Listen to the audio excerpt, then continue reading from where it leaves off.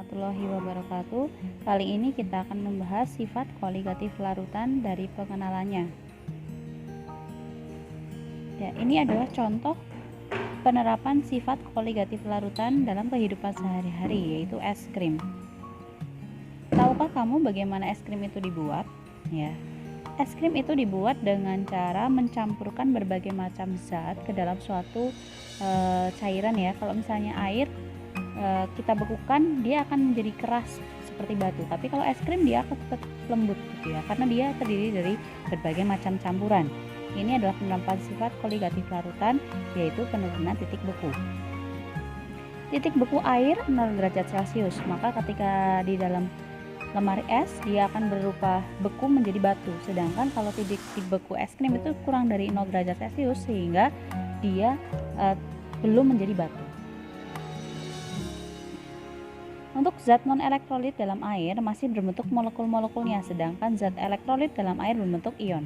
Inilah yang nanti membedakan ya dari zat elektrolit dan non-elektrolit dalam sifat koligatif ini.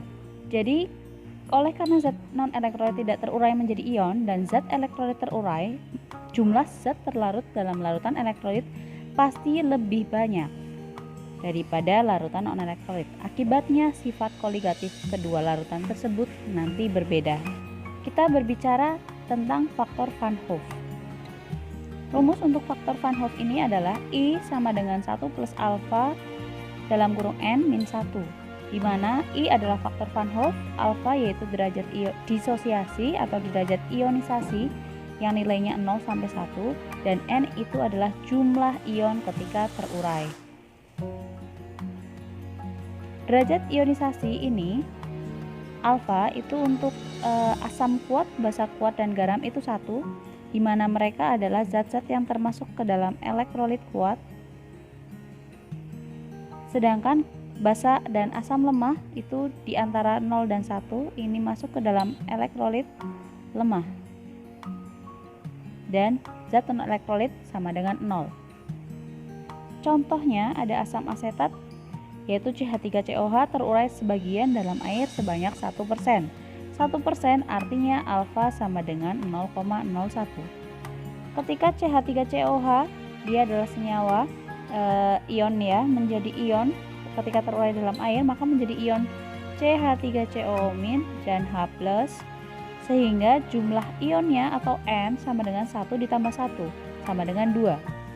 Satunya itu dari koefisien di depan CH3COH dan H+ di sini ya.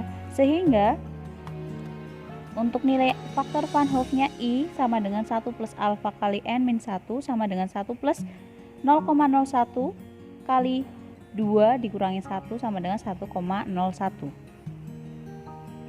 ya. Sehingga untuk mencari faktor Van Hoff mutlak kalian mengetahui yang namanya alfa ya. Sehingga untuk checkpoint saya akan adakan checkpointnya yaitu cari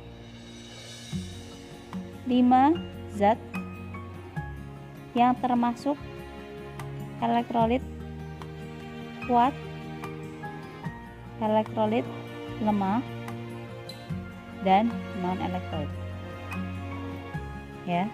Ini checkpoint yang silahkan kalian harus cari sebelum lanjut ke materi selanjutnya ya. Ada contoh lain yaitu kalsium klorida atau CaCl2 terurai sempurna dalam air. Karena CaCl2 itu termasuk garam, tadi disebutkan garam itu elektrolit kuat, maka alfanya otomatis sama dengan 1 ya. CaCl2 alfa 1 maka menjadi Ca2+ ditambah 2Cl-. Ca2+ karena Ca itu golongan 2 ya, ini 2A, ini golongan 7A, maka Ca-nya 2+, Cl-nya 2-. N adalah jumlah ion. Di sini ionnya Ca ada 1 ion, sedangkan Cl ada 2 ion, sehingga ionnya ada 3. Sehingga faktor Van Hoff-nya bisa dicari sebagai berikut. I sama dengan 1 plus alfa kali N min 1 sama dengan 1 plus 1 kali N min 1 sama dengan 1 plus N min 1, maka I-nya sama dengan N sama dengan 3 ya. Oke, yang ketiga, untuk larutan glukosa yaitu C6H12O6. Larutan glukosa dia merupakan non-elektrolit sehingga sudah pasti alfa sama dengan 0. Ya, non-elektrolit mempunyai alfa sama dengan 0. Nilai I-nya sama dengan 1 plus alfa N-1, 1 plus 0 sama dengan 1. Dari situ bisa disimpulkan bahwa faktor Van Hoff untuk asam basa kuat dan garam sama dengan jumlah ionnya. Dari sini ya, kita sudah menghitung. Kemudian untuk larutan non-elektrolit di sini berarti I-nya selalu 1. Karena alfanya pasti 0 ya. Jadi I-nya selalu 1 ketika dia zat non-elektrolit.